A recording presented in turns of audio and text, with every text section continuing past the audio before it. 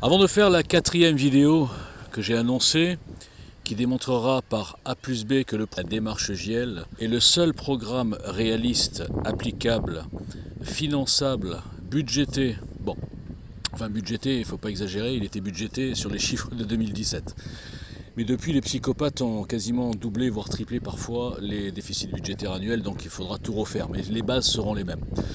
Et bien pourquoi donc le programme JL et la démarche et le timing et la chronologie, et je dirais même mieux le plan, sont les seuls qui sont absolument crédibles. Parce qu'ils sont basés sur une chose toute simple que je vais détailler ensuite, le quoi avant le qui.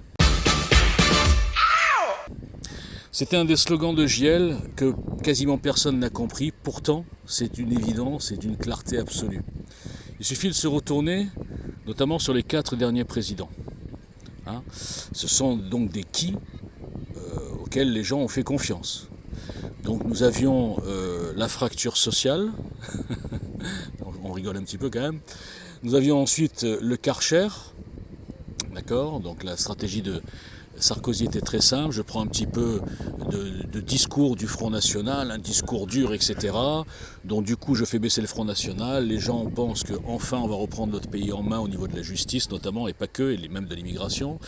Et dès que j'arrive au pouvoir, premier gouvernement, je fais une ouverture à gauche chez les mondialistes socialo-progressistes, notamment de la gauche caviar, type, j'ai oublié son nom d'ailleurs, celui qui portait du riz là, j'ai oublié son nom, Kouchner, voilà, bon, pas que lui, Et puis quelques années plus, donc je ne fais rien pour la justice, je ne fais rien pour le Karcher, et quelques années après, je dis à la tribune, le mondialisme est en marche, le métissage c'est l'avenir, et personne ne pourra l'arrêter. Donc j'annonce la couleur, en avouant que je suis moi aussi, moi, Nicolas Sarkozy, un outil de Bilderberg, un outil des mondialistes. Ensuite, nous avons... mon ennemi, c'est la finance. Ce qui est prêt à dire n'importe quoi en campagne, je le souligne d'ailleurs, souvent d'ailleurs, ça ne vous choque pas qu'on puisse dire n'importe quoi et faire des promesses ridicules en campagne et après faire l'inverse sans aucun problème, j'en parle assez souvent.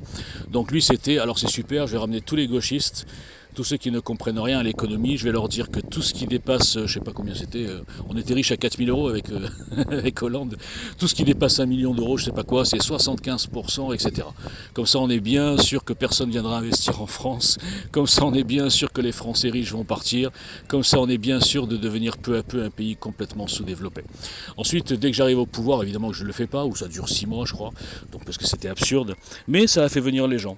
Et dès que j'arrive, bien sûr, je mets au ministère de la Justice une indépendantiste par définition anti-France. Il faut quand même savoir le sens des mots. Indépendantiste, ça veut dire anti-France. Donc je mets une anti-France indigéniste qui veut donc que la prison devienne l'exception, qui supprime les constructions de places de prison et qui a commencé à semer les germes du laxisme insensé dont nous payons les conséquences 10 ans plus tard. Tous les jours, vous le savez, tous les jours. Bien sûr, en disant haut et fort qu'il ne faut pas faire payer aux Arabes les méfaits de leurs ancêtres. Par contre, il faut tout réserver pour les Blancs, type vengeance coloniale, revanche de l'esclavage et tutti quanti. Ensuite, nous avons un produit fabriqué qui vient avec un discours extraordinaire, puisqu'il n'était pas du sérail politique. Donc les naïfs ont cru qu'il venait de nulle part, que c'était un génie comme ça qui était arrivé, porté par personne, et qui a dit, lui, avec moi, ça sera la moralisation de la vie politique. Il est venu avec ce discours quand même. Et il a fait absolument pire, mais pas pire, 10 fois pire que les politiciens. Parce qu'il est pire qu'un politicien. Il a aussi cette arrogance et cette perversité, et je dirais même mieux cette psychopathie. Alors qu'est-ce que ça veut dire tout ce que je viens de vous dire? Ça veut dire qu'au moins 50% des électeurs de chacun, je dis bien chacun de ces présidents, s'est senti trahi. Alors il y en a qui sont aveugles, ils ont dit ah non c'est bon, c'est super. Mais 50% se sont sentis trahis par qui? Eh bien par un qui. D'où la nécessité à un moment donné de grandir, de mûrir et de travailler sur le quoi. Nous ne pouvons faire confiance qu'à un système et pas à un homme, quel qu'il soit. Quand on gratte dans le passé de tous ces gens, on voit qu'ils ont été corrompus, avantagés, placés, mis en avant d'une manière ou d'une autre, qui ne sont pas arrivés sur leur talent, sur leur honnêteté, sur leurs compétences, mais sur bien d'autres choses. Voilà. Donc si on comprend le quoi avant qui, ce JL citoyen, on comprend pourquoi je m'acharne sur le quoi, je m'acharne sur le fond, et le qui m'importe peu. Et je vous dirai quand même au passage que j'ai réussi quand même un exploit que personne n'a pu réaliser, en tout cas depuis 5 ans. Je suis l'inconnu qui a reçu, à mon avis, le plus de félicitations, d'encouragement, d'accords sur le principe de ce que je disais, etc. De la part de centaines, voire de milliers de gens, qu'on ne voit nulle part évidemment, ça j'en parlerai plus tard, ça s'appelle l'engagement, mais ça c'est autre chose. Et tous ces gens sont venus vers moi non pas sur le qui que j'étais parce que je ne suis personne, ils ne sont pas venus vers moi parce qu'ils m'ont vu à la télé, ils ne m'ont pas retweeté 6 millions de vues par semaine à l'époque sur Twitter avant la cabale parce qu'ils m'avaient vu à la télé et ils étaient contents de louer un petit peu de ma notoriété, ils sont venus vers moi pour ce que je disais, c'est-à-dire pour le quoi.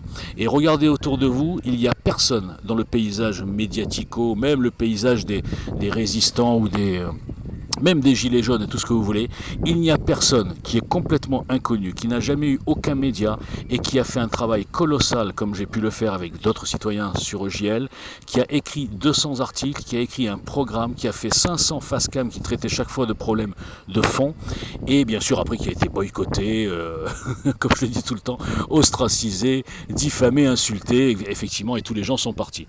Mais je le dis haut et fort aujourd'hui, si tous ces gens n'étaient pas partis, notamment la première vague, la première équipe, et les premiers milliers de gens que j'avais qui soutenaient EJL au tout début, eh bien aujourd'hui nous serions la plus grosse force citoyenne politique du paysage et de loin.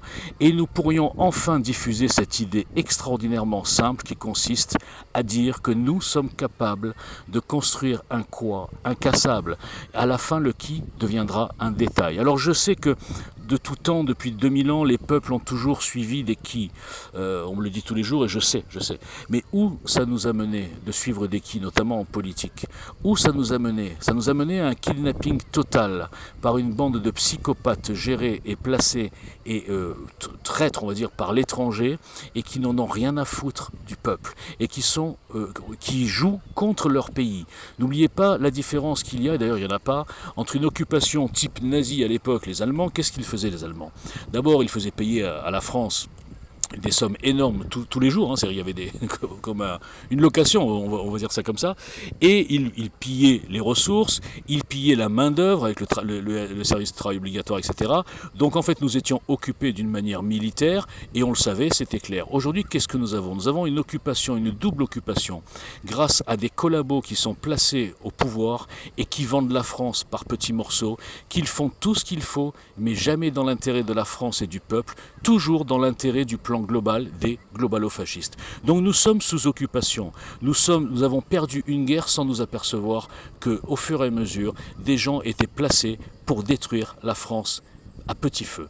Donc tant que les gens continueront à croire à tous ces gens qui sont dans le système et que tous ces gens vont changer quelque chose à cette 5e République qui est le pilier de la dictature, et ce pilier-là que nous devons casser, les gens ne comprennent pas, ils sont encore dans la diffusion d'articles pour s'offusquer de ci et de là, et ils ne se rendent même pas compte que les politiciens de notre camp ne sont devenus que des commentateurs de l'actualité. Ils ne sont que des chroniqueurs, ils ne sont que des gens qui cherchent des adhérents, qui cherchent des militants, qui cherchent à faire grossir leur rang pour ne proposer rien du tout. Juste des offuscations, mais toujours en restant dans les clous du système. Nous sommes pour l'Europe, nous sommes pour la 5e République, nous ne dénonçons pas l'escroquerie Covid, ni l'escroquerie Ukraine, ni l'escroquerie Trump, enfin l'escroquerie Biden plutôt.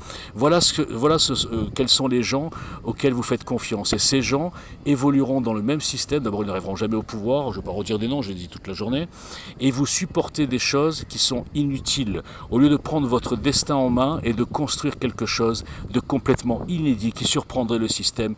Et je vous garantis qu'au bout de 5 ans, je peux vous le répéter, si ces gens n'avaient pas fui, nous serions aujourd'hui des dizaines de milliers, tout parti confondu, il y aurait des militants de l'UPR, de Reconquête, du Rassemblement National, de DLF, des Patriotes, mais en parallèle de leur militantisme pour leur parti, eh bien ils agiraient, ils diffuseraient ces idées, les 3 idées que j'ai détaillées déjà avant, mais que je détaillerai après, et qui forceraient soit ces partis à rentrer dans quelque chose de nouveau, soit de carrément construire quelque chose d'autre en parallèle et les écraser, les ringardiser, leur dire ça y est, on a tout compris les gars, restez dans votre système, vous allez vous retrouver seuls. Le peuple a compris qu'il devait prendre les choses en main. Voilà ce que j'ai à vous dire aujourd'hui. Donc si vous ne comprenez pas, toujours pas, ce que c'est que le quoi avant le qui et que vous restez dans le qui avant le quoi, ne vous plaignez pas.